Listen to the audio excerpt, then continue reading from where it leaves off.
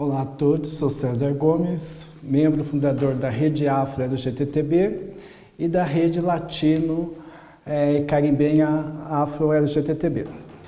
Estamos aqui para falar um pouco do acesso às justiças no que concerne a pessoas negras LGTB. A minha ideia é explanar um pouco, dar uma ideia do quanto a eugenia afeta a questão hoje de LGTB e como é importante estar pensando na ideia interseccionalidade para tratar a questão LGBTfobia junto com racismo, ou racismo junto com LGBTfobia.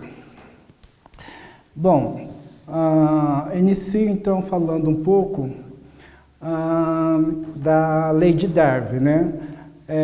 Darwin publicou em 1859 a ideia de que na natureza os mais adaptados e mais fortes biologicamente sobreviveriam no meio ambiente. As teses de Darwin logo são transportadas para outras áreas do conhecimento, numa tentativa de explicar o comportamento humano em sociedade. E aí surge então o darwinismo social.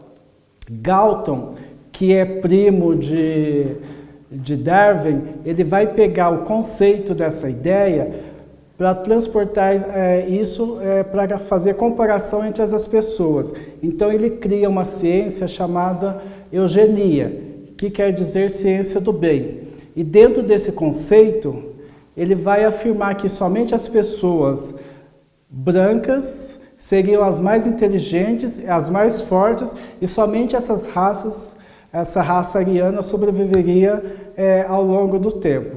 Então, a ideia da eugenia era evitar que pessoas arianas tivessem relações ou matrimônios com pessoas negras ou de outra raça que não fosse ariana, para então, com o tempo, extinguir as outras raças que não fossem ariana.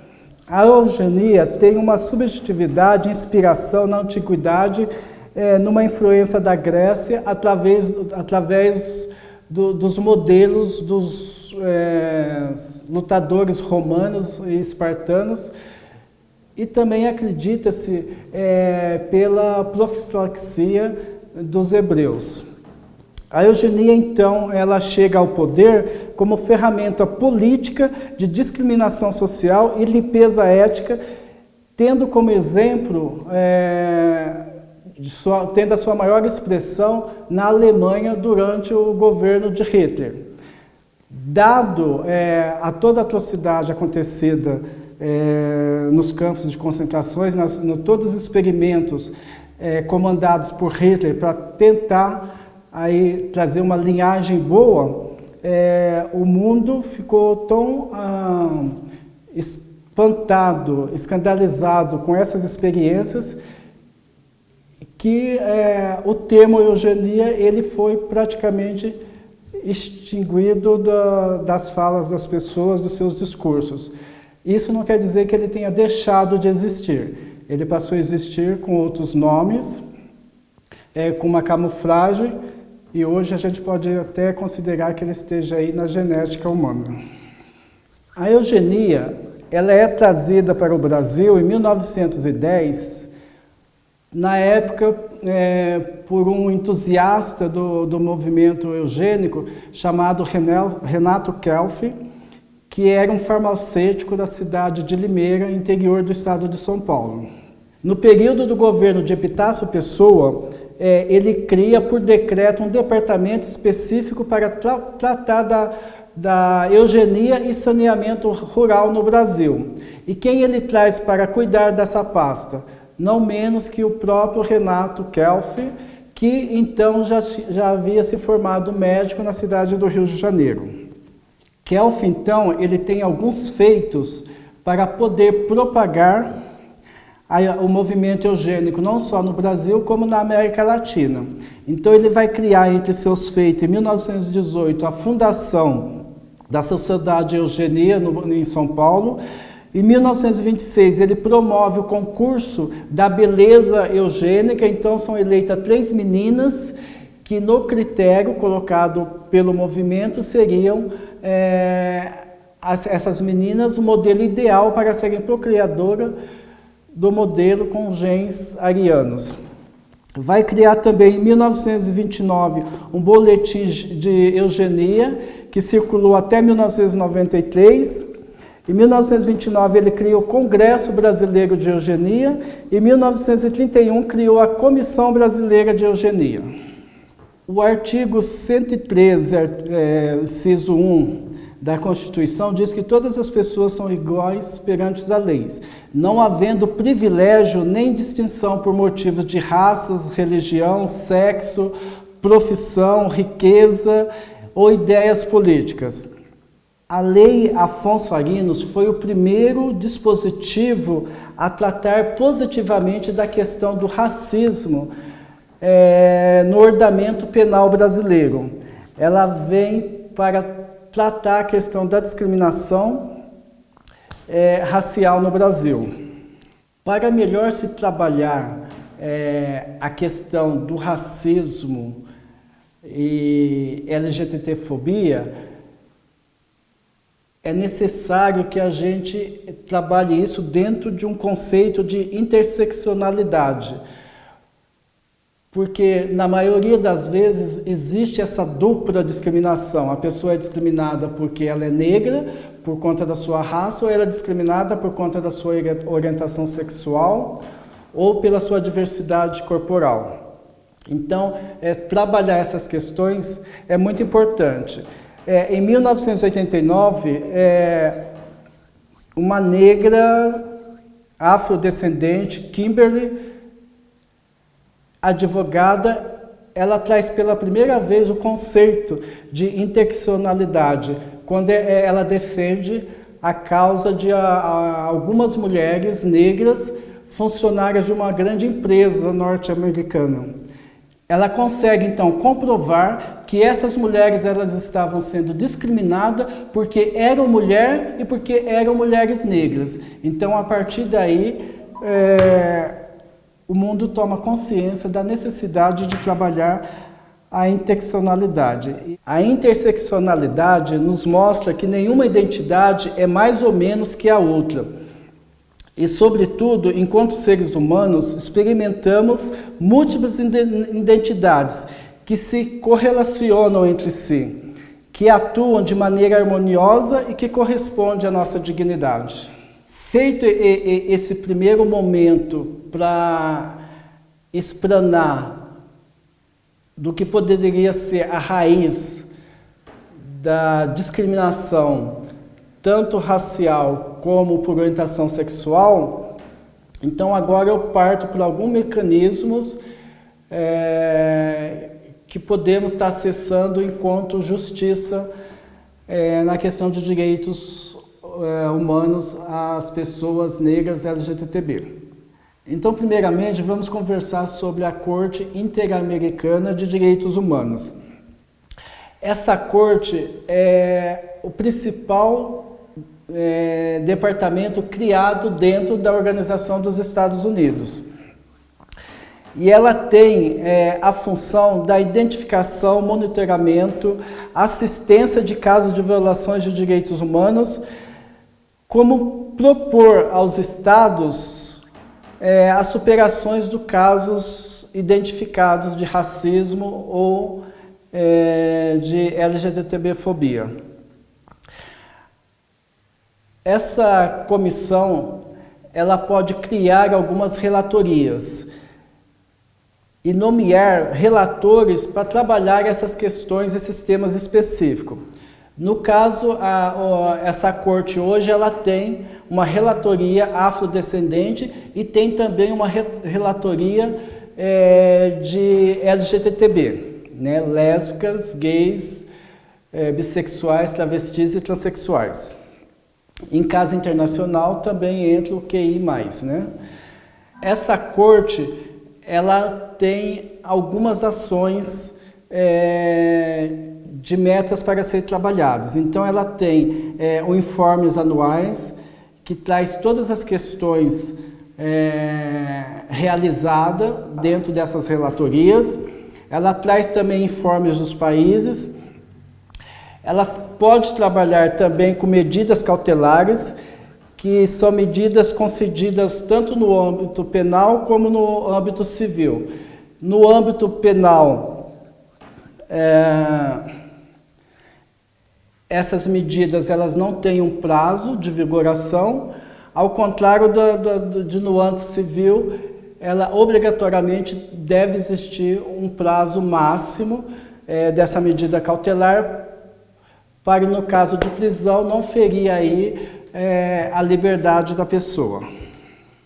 Ela também trabalha com petições de casos. Infelizmente, pelas pesquisas da própria relatoria, é um mecanismo pouco utilizado pela maioria das pessoas, por falta de empoderamento, por falta de entendimento de como funcionam essas petições, de como acessar essas medidas. As pessoas,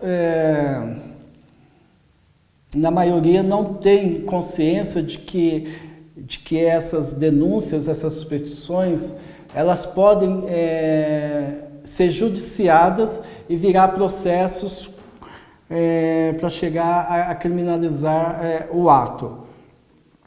Ou, em muitos casos, porque a pessoa já não tem mais confiança no sistema de justiça do qual ela possa acessar.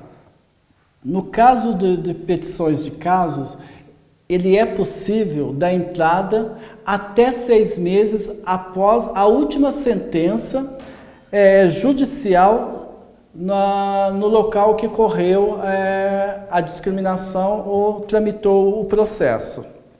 A Corte ainda trabalha com audiência de casos, então é possível, em determinado local que esteja existindo muita violações dos direitos de pessoas LGBTB negras ou qualquer outro grupo de pessoas, fazer uma somatória, fazer um dossiê dessas violações, então requerer uma audiência na IUA para apresentar o caso.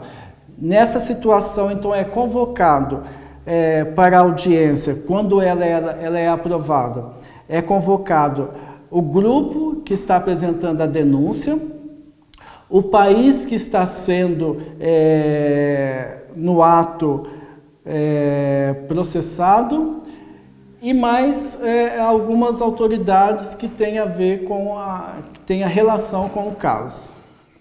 E ainda existe um dispositivo da Corte que é a visita in loco.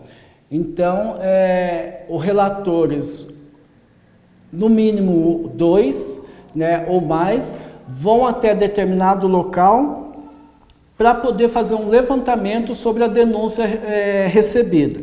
Eles podem ir em escolas, em comunidades, em sistemas penitenciários, enfim, qualquer lugar onde a denúncia está sendo feita. Porém, para fazer essa visita, é necessário que o país conceda autorização para que esses relatores efetuem essa visita in loco. Via de regra, normalmente eles pegam vários casos para poder estar trabalhando. Recentemente, esse ano aqui no Brasil, eles vieram, 4 relatores vieram para cá, eles visitaram 4 cidades brasileiras para trabalhar questões de quilombolas e violações de direitos de travestis e transexuais no Brasil. Em princípio, todas as pessoas têm o direito à liberdade de expressão. No entanto, essa liberdade de expressão, ela não é absoluta, né? Se a pessoa profere palavras que possa discriminar alguém, ela pode vir a ser processada.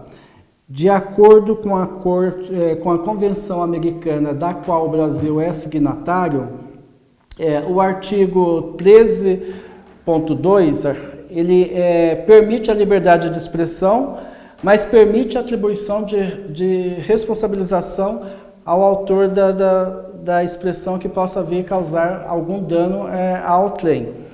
Já o artigo 13.5 da Convenção Americana, ele estabelece que é proibida a propaganda a favor de guerra, bem como toda apologia ou ódio nacional à raça religiosa, que constitui incitação à discriminação.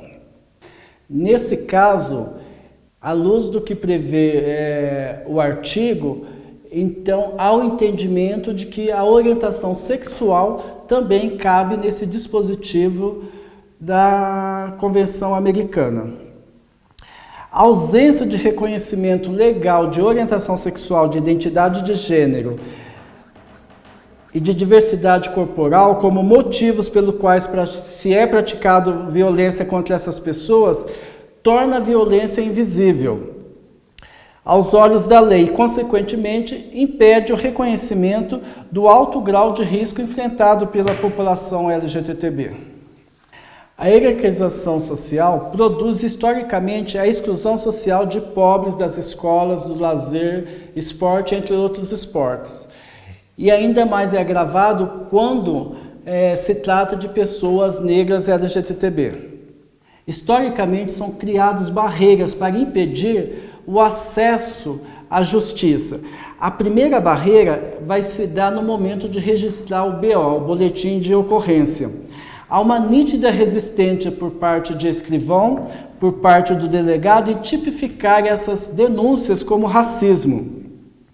Há de observar que esse boletim de ocorrência, se bem redigido, se bem impetrado, ele deveria servir como objeto para se entrar com representação numa instância maior. A segunda barreira que vamos encontrar é a Defensoria Pública, o Ministério Público. O promotor que vai ter nas suas mãos a prerrogativa de determinar se aquela denúncia vira ou não um processo. Se ele diz que não, então essa denúncia ela vai ser arquivada. A terceira barreira é se caso essa denúncia virar processo, então ela tem todo um trâmite demoroso até chegar a testemunhas. Então perde-se alguns tempo o processo com o delegado, que depois vai passar para a promotoria, que depois vai chegar no juiz, que então vai chegar no promotor, que aí então vai chamar as testemunhas. E quando se fala de testemunhas, a gente está falando de memória. Passado alguns anos, a memória do fato ocorrido não vai ser a mesma. Então, essa demora no processo pode prejudicar muito para que testemunhas sejam fiéis ao seu depoimento. A quarta barreira que vamos enfrentar aí seria em caso se essa denúncia, esse processo consegue transpassar essa terceira barreira, então ela pode enfrentar uma outra barreira, que é o assédio, que é a ameaça, quando nesse processo está envolvido a segurança pública. Porque muitas das testemunhas são coagidas, são humilhadas e forçadas a abandonar a denúncia, a retirar o processo, sob pena de ameaças de mortes, de espancamentos, ameaças a famílias. Então, ocorre que muitas das famílias, por falta de proteção do Estado, acabam desistindo do processo. Tomando a eugenia, como explicada lá no começo, dessa higienização social, entendendo que quem está no poder hoje, quem tem o poder da caneta, quem está nas instâncias de processos, de acesso à justiça, são pessoas brancas, de classe A, que não têm vivência nenhuma com as experiências vividas por negros e negras LGBTB. Então, essas pessoas ainda imperam dentro de uma lógica eugênica fascista, para poder dificultar o acesso das pessoas à justiça. O racismo, a homofobia e o machismo são essencialmente orquestrados por uma ideologia ariana excludente. A desigualdade material não é regulada pela desigualdade formal. Entenda-se que quem mais precisa de acesso à justiça são os menos favorecidos economicamente. Vamos exemplificar aqui. Um cidadão com uma Ferrari, portanto ele é de classe alta, com nível de escolaridade também alto, ele atropela e mata um outro cidadão. Como que vai se dar o processo historicamente que a gente tem visto? Essa pessoa ela vai ser processada a pagar uma fiança e apenas pagar uma cesta básica. O mesmo quadro para um cidadão pobre, com seu carrinho popular, que atropela e também leva a óbito, com certeza esse cidadão ele vai direto ser processado e morfar dentro de uma cadeia por falta de recursos que o defenda. Nos casos de racismo e LGBTfobia, os movimentos organizados reivindicam que as penas alternativas não sejam pagamento de fianças e muito menos cesta básica. Essas penas alternativas elas têm que ser educativas e que prioritariamente que os réis eles cumpram essas penas preferencialmente dentro de uma instituição da qual ele cometeu o ato de violação dos direitos humanos. Então, se ele cometeu racismo, que ele vá cumprir uma pena educativa dentro da instituição de racismo. Se ele cometeu uma homofobia, então que ele vá trabalhar dentro de uma instituição que trabalhe o tema LGBTB. A gente acredita que assim, essa forma educativa pode ser muito mais eficaz do que simplesmente uma cesta básica. No fim, nós entendemos que o sistema de justiça no Brasil não é qualificado para promover o acesso às justiças de negros e negras LGBTB. É isso.